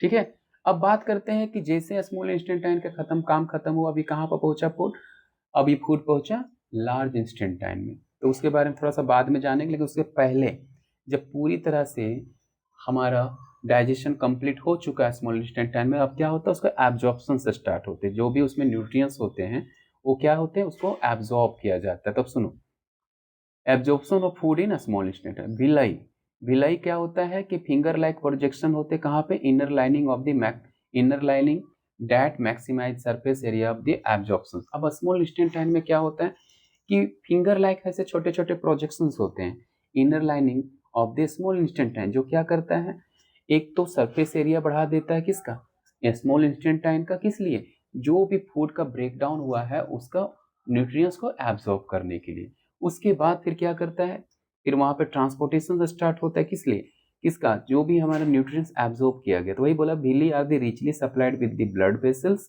That carries nutrient to every cell for energy, tissue buildings and repair. मतलब कि ये जो विलई है हमारा स्मॉल इंस्टेंटाइन में, जितने भी न्यूट्रिएंट्स, एक तो उसको अच्छे से एब्जॉर्ब कर लिया, एब्जॉर्ब करने के बाद उसका कनेक्शन होता है ब्लड वेसल्स के साथ। ब्लड वेसल्स आप समझ रहे हो कि ब्लड को कैरी करता है ऑल ओवर द बॉडी। तो यहाँ से क्या हुआ कि जितने भी न्यूट्रिएंट्स है ऑल ओवर द सेल में ये क्या करता है, पहुंचाता है, साथ ही साथ वहां पे एनर्जी सप्लाई करने में ये हेल्प करता है। ठीक है, अब होता है इसके बाद जैसे जैसे हर साइट पे है से मतलब फूड ये न्यूट्रिएंट्स पहुंचते हैं with the help of blood vessel, तो यहाँ पे स्टार्ट होता है assimilation. It is process of utilizing absorb food for utilizes the nutrients for obtaining energy. मतलब कि जिस भी साइट पे ये फूड पहुंचते हैं, न्यूट्रिएंट्स पहुंचते हैं with the help of blood vessel, अब उसका क्या होता है, एसिमिलेशन स्टार्ट होता है, मतलब इसका यूटिलाइजेशन स्टार्ट होता है। इस तरह से क्या होता है कि पूरा बॉडी में एनर्जी का है से मतलब रिलीजेशंस होते हैं और अपने अपने साइड तक पहुंचते हैं। अब बात करते हैं लार्ज इंस्टेंटाइन एंड इगेशन की। तो या लार्ज इंस्टेंटाइन में बेसिकली क्या होता है कि जो अनएब्जॉर्ब फूड होता है, जो यहाँ पर मूव करके आया है, अब वहां से क्या किया जाता है, वहां से जितने भी वाटर है उसको एब्जॉर्ब किया जाता है, सॉल्ट भी यहाँ पे एब्जॉर्ब किया जाता है। उसके बाद जो रिमेनिंग वेस्ट बच जाता है उसको एक्सपेल्ड किया जाता है, कहाँ से, थ्रू दी एनस। ठीक है, तो इस तरह से इगेशन भी होता है। यहाँ भी कंट्रोल की बात करो तो यहाँ भी क्या होता है, the anal sphincter regulates the exit of this waste material. मतलब की बात करते हैं, ठीक है, अब एनल में भी क्या होता है, एनल में हमारा एनस के पास होता है एनल स्फिंक्टर, रेगुलेट करता है क्या, कि जितने भी वेस्ट मटेरियल है उसको कितने अच्छे से एग्जिट करना है या नहीं करना है। ठीक है, तो सिंपल से अभी हम लोग ने प्रीवियस अभी कुछ देर पहले ही बोला कि हमारे जो एलिमेंट्री कैनाल के गट्स हैं वहां पे क्या होता है, स्फिंक्टर मसल्स होते हैं। बेसिकली इसका काम ही है जो भी चीज को कितने अमाउंट में पास होने देना है आगे या नहीं होने देना है। ठीक है, तो इस तरह से क्या हुआ कि हमारे ह्यूमन बॉडीज में जो न्यूट्रिशन का प्रोसेस है वो हम लोग इस तरीके से देख सकते हैं। स्टार्ट कहाँ से होता है, माउथ से, माउथ से पहुंचते हैं ऑसोफेगस, ऑसोफेगस से स्टमक, स्टमक से पहुंचता है स्मॉल इंस्टेंटाइन, और स्मॉल इंस्टेंटाइन्स के बाद ये होता है कहाँ पे, लार्ज इंस्टेंटाइन। ठीक है, और इस तरीके से क्या होता है, हमारा न्यूट्रिशन फुलफिल होता है किसमें, एक ह्यूमन बॉडीज में। ठीक है, और एनिमल्स में। थोड़ा सा नोट पॉइंट है इंस्टेंटिनल लेंथ के बारे में कि the length of a small intestine varies by diet. जो हार्बीवोरस है like cows have longer small intestine to allow for cellulose digestion. ठीक है, while carnivores like tiger have shorter ones because meat is easier to digest। यहाँ से questions भी बनते हैं तो इससे क्या दिमाग में रखना है कि जो हार्बीवोरस है, बेसिकली जो घास खाते हैं, जो ग्रास लेते हैं, उसमें पाया जाता है सेलुलोज। सेलुलोज को डाइजेशन में बहुत ही ज़्यादा टाइम लगता है, इसलिए यहाँ पे क्या होते हैं, उसमें जो स्मॉल इंटेस्टाइन है वो हम लॉन्गर होता है, किसके कंपेयर में, कार्निवोरस के कंपेयर में। कार्निवोरस में शॉर्टर क्यों होता है, क्योंकि जो जो मीट कंज्यूम करते हैं वो क्या होता है, इजी टू डाइजेस्ट होता है, इसलिए खास करके हार्बीवोरस जो भी एनिमल्स होते हैं उसमें क्या होता है, लॉन्गर स्मॉल इंटेस्टाइन होते हैं, ठीक है। अब इस आपको देखा जाए तो आपके एनसीईआरटी के प्रॉब्लम को यहाँ पे आप देख सकते हो कि ऑटोट्रॉपिक न्यूट्रिशन हेटेरोट्रॉपिक न्यूट्रिशन के बीच में डिफरेंस पूछा गया है। आप इजिली इसको देख के कंप्लीट कर सकते हो। Where do plant get each of the raw material required for photosynthesis, तो ये सब हमारे नेचर से ही उसको मिलते हैं, और क्या क्या मिलते हैं उसके बारे में भी मेंशन किया गया है। फिर है what is the role of the acid in our stomach, इसके बारे में भी अभी अभी हम लोग ने बात किया था, ठीक है। उसके नेक्स्ट है फिर आपका what is the function of digestive enzymes, इसके बारे में भी अभी अभी हम लोग ने डिस्कस किया। How is a small intestine digested to absorb digested food, इसके बारे में भी अभी हम लोग ने देखा। तो मतलब कि जितने भी टॉपिक देखे उससे रिलेटेड बहुत ही बेस्ट बेस्ट क्वेश्चन है जो बहुत ही मोस्ट ऑफ टाइम पूछे जाते हैं हमारे एग्जाम में। अब हमारा नेक्स्ट प्रोसेस स्टार्ट होता है रेस्पिरेशन, ये इंपॉर्टेंट भी है और भी इंपॉर्टेंट है। तो रेस्पिरेशन को क्या बोलते हैं, respiration is a process by which food is broken down to release energy in the form of ATP. ATP means adenosine triphosphate, ठीक है। तो सिंपली हमने बात रखा कि रेस्पिरेशन में क्या होता है कि जो भी फूड पार्टिकल हम लोग कंज्यूम करते हैं उसका ब्रेक डाउन होता है to release the energy in our body, किसके फॉर्म में, एटीपी के फॉर्म में। It occurs inside cells mainly in mitochondria, हमारे सेल में ये रेस्पिरेशन का बहुत ही बड़ा रोल हो जाता है, ठीक है। तो बेसिकली ये कहाँ पे होता है, हमारे सेल के माइटोकॉन्ड्रिया में। अगर रेस्पिरेशन के हम लोग इक्वेशन देखें तो क्या देखने को मिलता है, ग्लूकोज और ऑक्सीजन जब आपस में मिलते हैं तो क्या बनाते हैं, CO2 H2O, और साथ में एनर्जी रिलीज करता है जिसको क्या बोलते हैं, एटीपी। अब हम लोग टाइप्स ऑफ रेस्पिरेशन की बात करें तो एरोबिक रेस्पिरेशन और एनारोबिक्स। तो एरोबिक में बेसिकली क्या होता है कि take place in the presence of oxygen, anaerobic occurs in the absence of oxygen. Complete breakdown of glucose, यहाँ पे क्या होता है कि ग्लूकोज का कंप्लीट ब्रेकडाउन होता है, जबकि यहाँ पे क्या होता है, पार्शियल ब्रेकडाउन ऑफ ग्लूकोज। तो इससे क्या प्रोड्यूस होता है, CO2 प्लस H2O प्लस में लार्जर अमाउंट ऑफ एनर्जी। जब भी हमारा एरोबिक रेस्पिरेशन होता है तो हाई अमाउंट में क्या करता है, एनर्जी रिलीज करता है। साथ ही साथ अगर ईस्ट में देखें, एनारोबिक हमारा रेस्पिरेशन होता है जिसमें क्या रिलीज होते हैं, alcohol, CO2 and energy. Muscles में भी हमारे देखने को मिलता है कि अगर मसल्स में एनारोबिक रेस्पिरेशन होते हैं तो लैक्टिक एसिड के साथ साथ एनर्जी रिलीज होते हैं, ठीक है। अब हम लोग समझते हैं मैकेनिज्म ऑफ रेस्पिरेशन। तो फर्स्ट है break down of glucose, that means cellular respiration की बात हो रही है। The first step in all organism is break down of glucose, a 6 carbon molecule. Basically हमारा ग्लूकोज क्या होता है, 6 carbon molecule in pyruvate.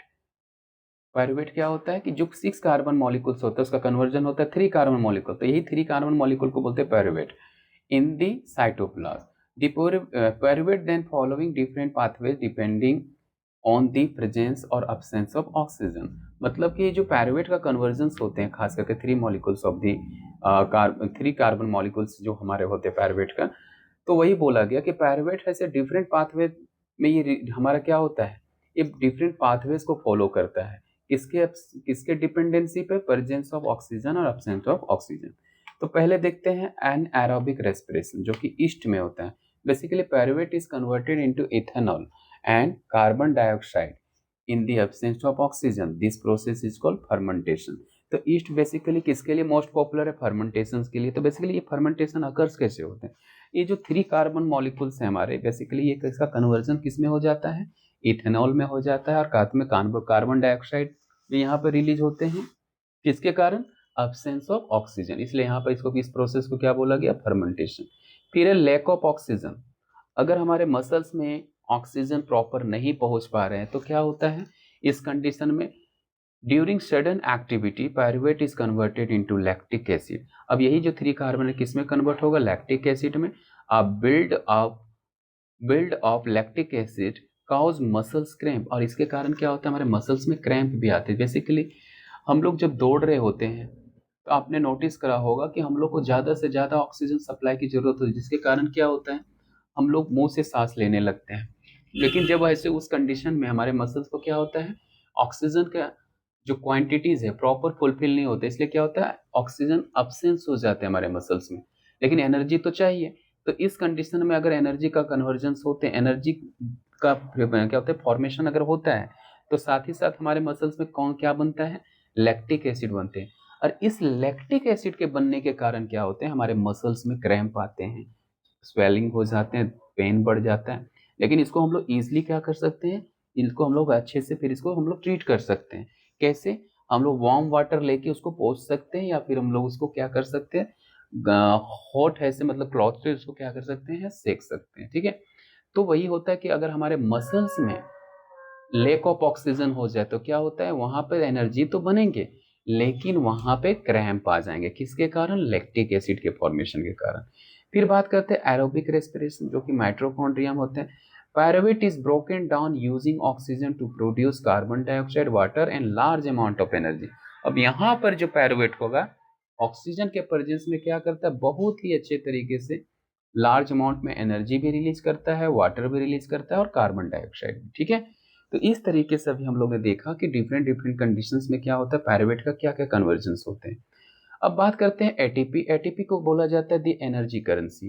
The energy release during the respiration is used to synthesize ATP. ठीक है, adenosine triphosphate. तो energy यहाँ पर कब होता है, जब रेस्पिरेशन होता है, उस कंडीशन में हमारा एनर्जी रिलीज होता है। फंक्शन क्या है, ATP fuels all cellular activities such as muscles contractions, protein synthesis, nerves impulse conduction. मतलब कि हमारे बॉडीज के जितने भी फंक्शंस हम परफॉर्म करते हैं हम लोग, उसके लिए ये क्या करता है, एटीपी एक फ्यूल का काम करता है। फिर एनर्जी रिलीज की बात करें तो when the terminal phosphate linkage in ATP is broken using water energy equivalent to, एक मिनट फिर से मैं पढ़ देता हूँ। ठीक है, अगर यहाँ पर एटीपी का ब्रेक डाउन अगर होता है, ठीक है, क्या बोला गया, when the terminal phosphate linkage in ATP. ठीक है, जब फॉस्फेट का लिंकेज होता है एटीपी में और उसका ब्रेक डाउन होता है किसका यूज करके, वाटर का, तो क्या होता है, एनर्जी इक्विवेलेंट टू यहाँ पर कितना होता है, 30.5 किलो जूल पर मोल रिलीज होता है। ठीक है, तो ये हमारा फंक्शंस किसको देखने को मिला, ये सब सारी चीजें हम लोग को बेसिक इंफॉर्मेशन पता चला एटीपी के बारे में। अब देखते हैं रेस्पिरेशन इन प्लांट। ठीक है, तो plant exchange gases through the stomata and intercellular spaces via diffusions. ठीक है, बेसिकली इसके बारे में बात करते हैं। ये जो डायग्राम है बेसिकली अभी जो हम लोग ने ऊपर अभी पढ़ा, यहाँ पे ये तीन जो हम लोग ने पढ़ा, presence and absence of oxygen, उसी का डायग्राम है, बाय मिस्टेक नीचे आ गया। ठीक है, तो हम लोग देखते हैं, पहले आप बात करते हैं कि जब हमारे प्लांट में भी गैसेस का एक्सचेंज होता है स्टोमाटा के थ्रू से, तो वहां पर क्या है, चाहे वो ऐसे क्या करें, इंटरसेलुलर स्पेस, वो भी किसके कारण, डिफ्यूजन्स। चलिए देखते हैं, थोड़ा पढ़ लेता हूँ अच्छे से। Plant exchange gases through stomata and intercellular spaces via diffusions. मतलब कि प्लांट जो हमारे लीफ के में स्टोमाटा होते हैं वहां से रेस्पिरेशन स्टार्ट करते हैं, साथ ही साथ इसके जो इंटरसेलुलर स्पेस होते हैं वहां पे डिफ्यूजन्स के हेल्प से क्या होते हैं, गैसेस ऐसे एक्सचेंज होते हैं। तो होता क्या, नाइट के टाइम में देखते हैं, सिंस नो फोटोसिंथेसिस अकर तो CO2 elimination is major activity. जब वहाँ फोटोसिंथेसिस नहीं होता तो उस समय इसको CO2 की जरूरत नहीं होती, सो बोला जा रहा है। फिर डे टाइम में क्या होता है, CO2 generated during respiration, CO2 generated during the respiration is used for the photosynthesis। तो जो जितने भी एनिमल्स हैं जो कि रेस्पिरेशन के टाइम में CO2 रिलीज करते हैं, उसको ये प्लांट क्या करते हैं, यूज करते हैं, किस लिए, photosynthesis. Therefore oxygen release in major event, इसलिए डे के टाइम में क्या करते हैं प्लांट, ऑक्सीजन बहुत ही ज्यादा अमाउंट में क्या करते हैं, अच्छे से ये रिलीज करना इसका मेन मोटिव हो जाता है। अब मैं बात करता हूँ respiration in animal. Aquatic organism के बारे में बात होता है कि animal like fish use oxygen dissolve in water because dissolve oxygen level are low, तो their breathing rate is much faster than the terrestrial animal. अब बोला गया कि जो वाटर में हमारा खास करके फिश है उसके बारे में बात हुआ कि उसमें जो ऑक्सीजन का लेवल होता है बहुत ही कम होता है, जिसके कारण क्या करता है, रेट ऑफ जो हमारा रेस्पिरेशन होता है एक्वेटिक एनिमल्स का वो बहुत ही फास्टर होता है, किसके कंपेयर में, टेरेस्ट्रियल। क्यों, टेरेस्ट्रियल के बारे में देख लेते हैं। These animals breathe atmospheric oxygen through a specialized organ with the large delicate surface area for gas exchange. तो बात होता है, तो जो टेरेस्टेरियल उसके लिए इतना परेशानी नहीं है। हमारे एटमॉस्फेयर में जो ऑक्सीजन हुई डायरेक्टली उसको क्या कर सकते हैं, इनहेल कर सकते हैं, एक्सहेल कर सकते हैं।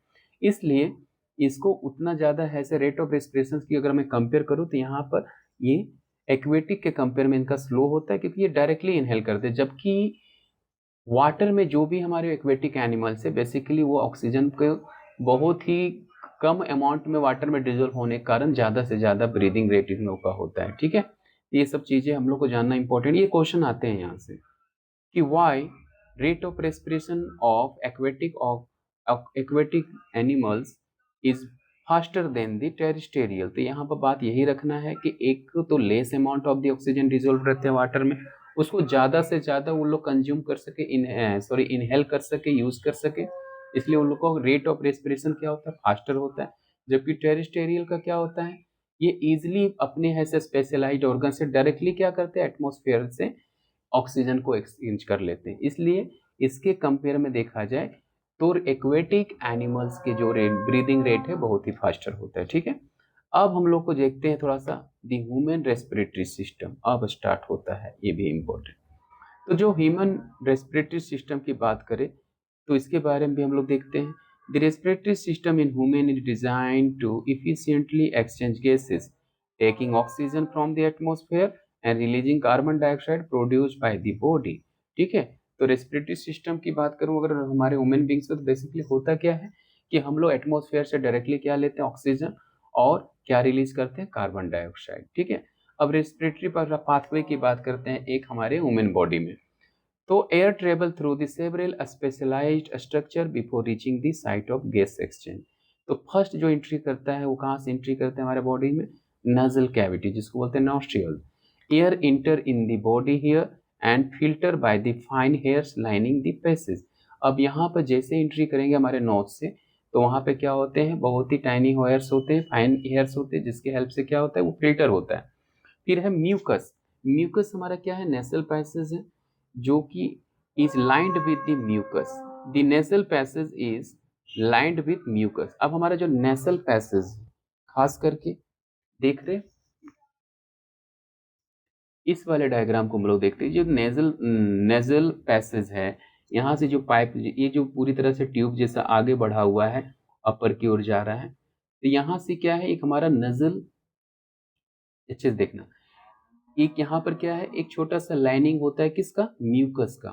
ठीक है, जैसे ही हमारे फिल्टर होके एयर अंदर की ओर गया तो अंदर में भी फिर हमारा क्या है, म्यूकस है। तो ये वही बोला गया है कि nasal passes is lined with the mucus which further help in filtering the air. अब अंदर में भी इसका क्या होता है, वो उसको अच्छे से फिल्टर करता है। ठीक है, म्यूकस का भी काम क्या है, इसको फिल्टर करना। फिर ये पहुंचता है कहाँ पे, pharynx and larynx. Air passes from the nostril through the throat towards the lungs. Throat के पास ही हमारा क्या है, होता है हार्नेक्स एंड लार्नेक्स। ठीक है, जिसको बोला जाता है, यहाँ पर देखते हैं थोड़ा सा, वॉइस बॉक्स बोला जाता है। इस वॉइस बॉक्स से होते हुए हमारा आगे बढ़ता है, तो वही बोला गया जो कि कहाँ पे होता है, थ्रोट में। तो नॉस्ट्रियल से होते हुए एयर पास करता है हमारे हार्नेक्स एंड लार्नेक्स में, जो कि बोला जाता है कहाँ पे प्रेजेंट होता है, हमारे थ्रोट में। ठीक है, तो अब इसके बाद क्या होता है, फिर आगे ट्रेचिया होता है जिसको बोलते हैं windpipe. This tube is supported by the ring of cartilage which ensure the air passage does not collapse.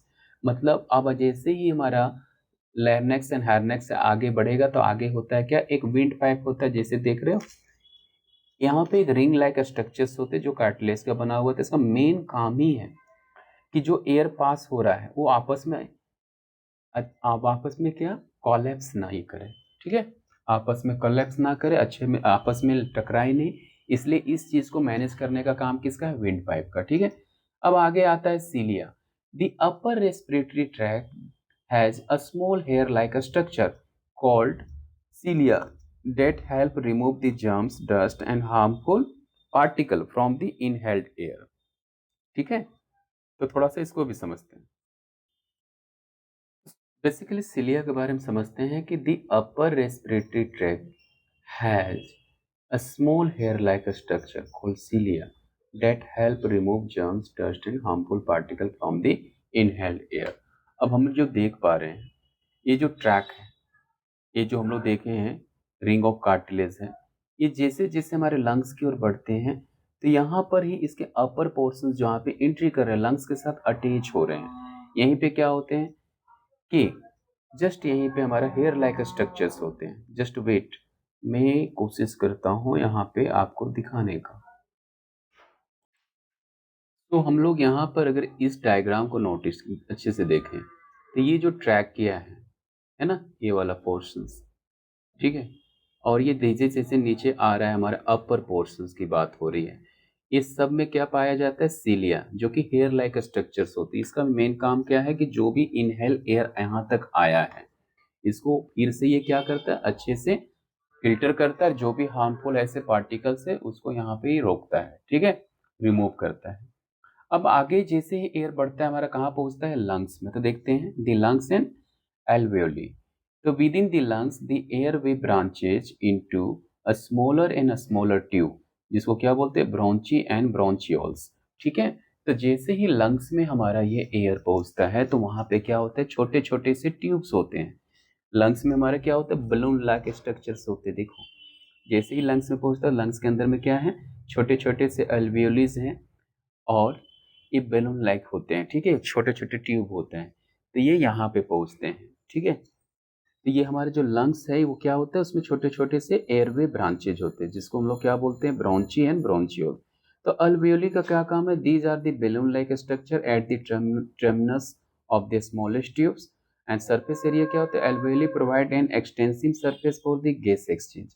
तो बेसिकली ये जो अल्वियोली है इसका मेन काम है कि जो गैसेस यहाँ पे एंट्री कर रहे हैं, ठीक है, तो उसके लिए ये सरफेस प्रोवाइड कराते हैं उसके एक्सचेंज होने के लिए। It spread out the surface would cover about 80 metre square, मतलब कि जब ये स्प्रेड करते हैं तो यहाँ पे 80 मीटर स्क्वायर का ये कवरिंग बनते हैं। फिर ब्लड सप्लाई की बात होता है। The wall of the alveoli contain an extensive network of blood vessels, ठीक है। अब क्या होता है कि ये जो एयर हमारा एल्वेली तक पहुंचता, फिर वहां पे उसका एक्सचेंज जो हो रहा है इसका कनेक्शन किसके साथ होता है, ब्लड वेसल्स के साथ होता है, जिससे क्या होता है कि ये जो गैसेस हैं ये कहाँ पे ऐसे जाके मिक्स होते हैं, ब्लड वेसल्स में, ठीक है, आप देख सकते हो यहाँ पे। तो इस तरीके से क्या हुआ कि लंग्स से जो भी हमारा एयर पहुंचा उस एयर का यहाँ पे जो बलून लाइक स्ट्रक्चर है इसमें जाके ये क्या होता है, स्टोर होता है। और उसके बेसिस पे क्या हुए कि ये जो गैसेस है आपस में स्ट्राइक ना करे, कोलैप्स ना करे, इसको भी देखता है, इसको एक्सचेंज अच्छे से कराता है। और इसका कनेक्शन किसके साथ होता है, ब्लड वेसल्स के साथ, जिसके कारण क्या होता है ये गैसेस जाके किस में फैलते हैं, हम किस में जाके पहुंचते हैं, ब्लड वेसल्स में। और इसी के हेल्प से ये फिर आगे फर्दर मोर आगे बढ़ते हैं। तो थोड़ा मैकेनिज्म समझते हैं। तो ये एलोवेली का जो वाल है किसके साथ किसका कनेक्शन है, ब्लड वेसल्स का, इतना दिमाग में रखना है, ठीक है। तो मैकेनिज्म ऑफ ब्रीदिंग की अगर मैं बात करूँ तो breathing involve physical changes in the chest cavity to move air in and out. तो ब्रीदिंग बेसिकली होता क्या है कि हम लोग जो इन एंड आउट करते हैं एयर को उसी को ये ऐसे प्रोसीड कराता है। तो जब इनहेलेशंस करते हैं तो क्या होता है, we lift our lips and flatten our diaphragm, ठीक है। जब हम लोग इनहेल करते तो क्या होता है उस कंडीशन में हमारा जो रिप्स है वो क्या करता है, वो लिफ्ट हमारा रिप्स जो है वो क्या करता है, लिफ्ट होते हैं। एज वेल एज आगे की मैं बात करूं देन जो हमारा डायफ्राम है यू कैन सी हियर, ठीक है, ये जो डायफ्राम है नीचे वाला पोर्शंस वो क्या करता है, फ्लैटन हो जाता है। तो this expand the chest cavities, okay, this expand the chest cavity और creating a suction that pulls air into lungs and fills the alveoli. Then यहाँ पे क्या होता है कि एक सक्शन क्रिएट करता है, दैट मीन्स कि यहाँ पर प्रॉपर ये इसको एक प्रेशर के साथ आगे भेजता है, ठीक है, खींचता है किसको, that pulls the air into lungs. उस बेसिस पे क्या करता है, लंग्स में वो जो एयर है उसको खींचा जाता है एंड फिल्स द एलोवेली। और इस तरह से क्या होता है जो लंग्स के एलोवेली है वो पूरी तरह से वहां भर जाते हैं, ठीक है। थोड़ा एक बार और अच्छे से समझते हैं। बेसिकली इनहेलेशन जब होता है तो हमारा जो रिब्स से देखते हो वो बाहर की ओर आ जाता है और नीचे वाला जो डायफ्राम है वो पूरी तरह से क्या होता है, फ्लैट हो जाता है। और इतना ही नहीं, हमारा जो चेस्ट कैविटी है पूरी तरह से एक्सपैंड हो जाता है। इस कंडीशन में क्या होता है, जो एयर हमारे ऐसे मतलब ब्रीदिंग के थ्रू से आया अंदर, वो पूरी तरह से खींच लिया जाता है, ठीक है। और खींच के लंग्स में अंदर आता है, और लंग्स से फिर कहाँ पहुंच जाता है, एल्वेली में। उसके बाद फिर गैस एक्सचेंज की बात करें तो oxygen from the alveolar air is taken up by the blood. जो ऑक्सीजन है हमारे एल्वेलर में, वो क्या कर दिया जाता है, वो ब्लड के तरफ से ले लिया जाता है, मतलब ब्लड में वो मिक्स कर दिया जाता है।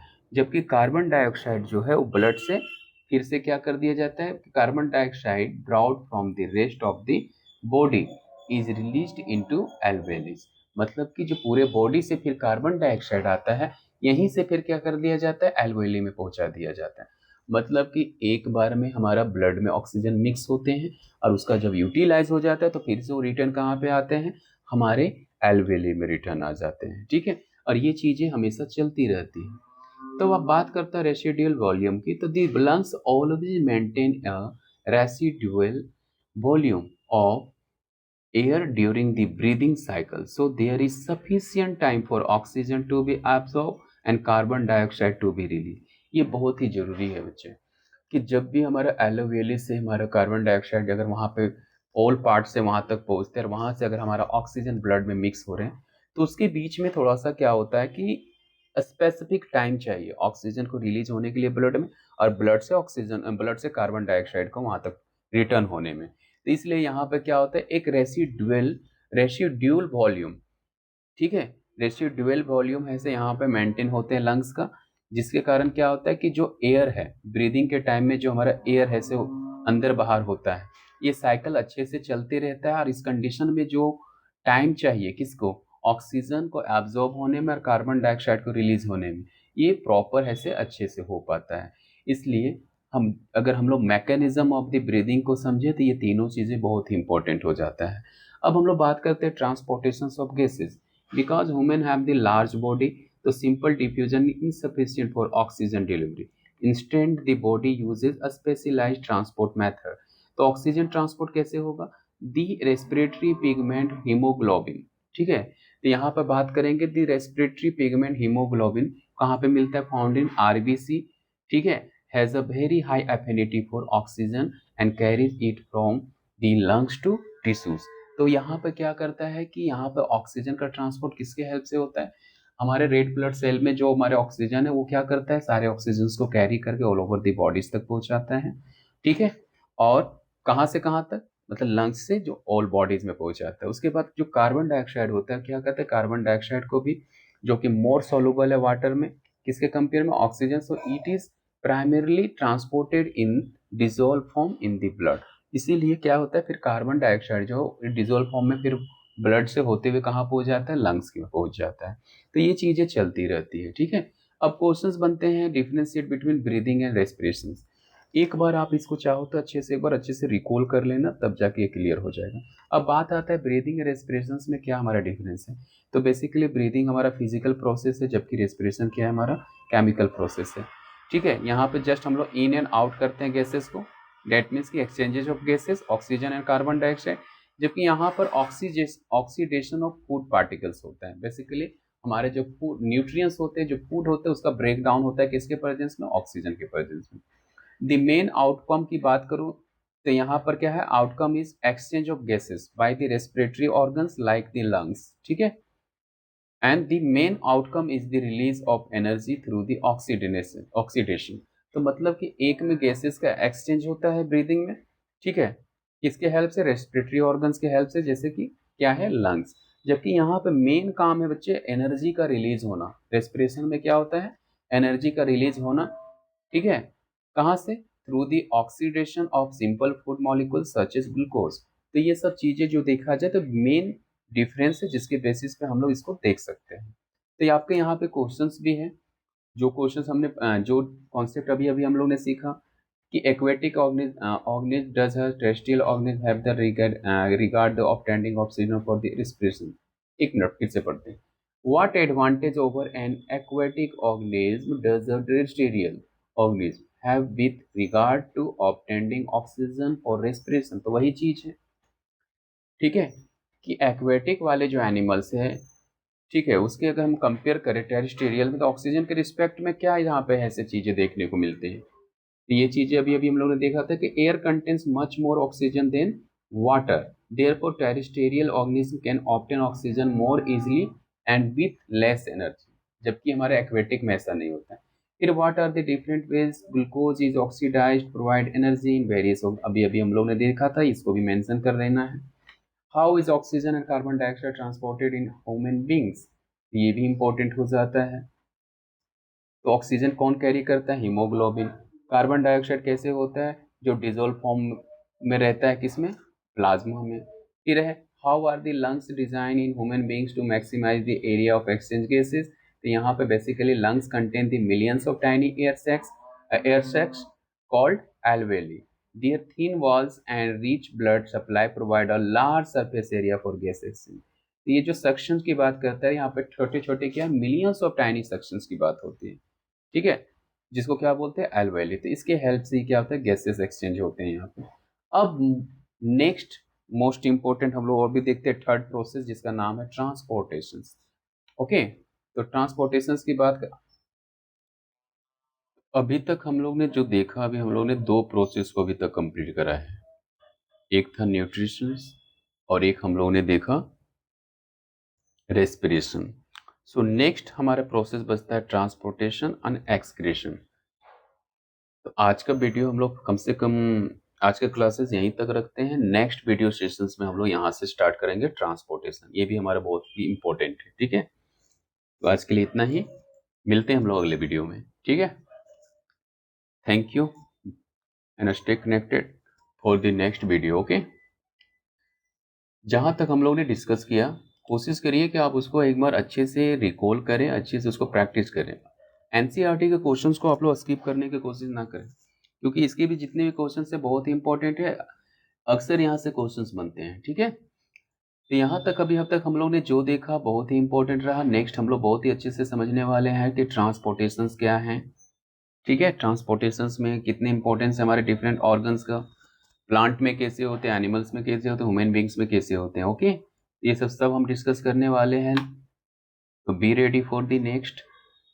हम लोग सारे चीज देखने वाले हैं कि कैसे हमारा कौन सा पर्टिकुलर ऐसे पार्ट ये सब सारी चीजों के लिए पार्टिसिपेट करता है। तो चलिए आज के लिए इतना ही, मिलते हैं नेक्स्ट वन में।